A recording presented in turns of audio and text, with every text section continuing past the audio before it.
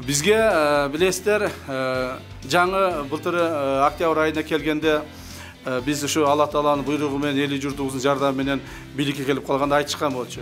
Ай булар зарплатаны төлөп бере албайт, соцфондду төлөп бере албайт, башка кыла албайт, тим эле мамлекет ылдыйга кетет деп. Андай болгон жок. 6 айдын жыйынтыгы менен быйыл бардык бюджетти көрсөтмөлөр аткарылды. Ансыз, андан сырткары 564 миллион сом профицит менен чыктык.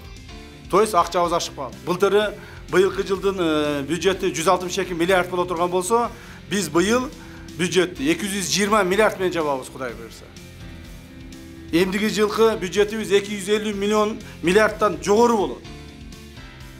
То есть биз резко көтөргөнгө мүмкүнчүлүк түзүлүп атат. Мына зарплаталар көтөрүлүп атат, социалдык төлөмдөр көтөрүлүп атат, военный служащийлердики 50% көтөрүлдү. Жанагы ички аскерлердики 40% көтөрүлдү. 2000ден алып аткан жанагы социалдык төлөмдөр 4000ге көтөрүлдү. 4000 алып аткандар 1-октябрдан баштап 6га көтөрүлдү. 1-январдан баштап 8ге көтөрүлөт.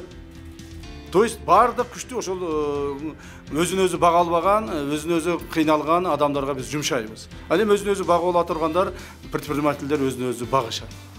Андан сырткары эмне үчүн булардын бардыгы каяктан келди деп айтышыңыздар мүмкүн. Мен буга пояснение берип коеюн. Урматтуу ветерандар, биздин Кумтөрдө 21 жылда Кумтөрдөн биз 84 миллион доллар пайда табыппыз. 21 жылда. Ал эми июнь 2 айда биз 90 миллион доллар таптык.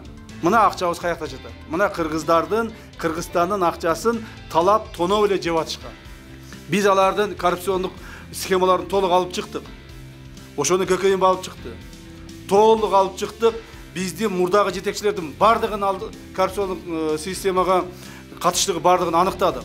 Бардык премьер-министрлер, спикерлер, депутаттар, министрлер жана башкалардын бардыгы кошулуп алып туруп, президенттер кошулуп алып туруп мамлекет талаптанып жегенге шарт түзүшкөн. Ушунун баарын алып чыктык. Бүгүнкү күндө эгерде айына 1,5 тонна, 2 тоннадан алтын өндүрүлүп атса, Кумтөрдөн ошону ар айда самолетко салып алып чыгып кетип турушкан.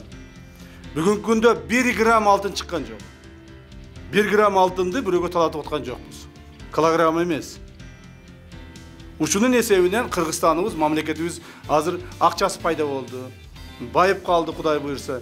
Эмдиги жылдан баштап мындан дагы көбүрөөк иштерди аткарабыз.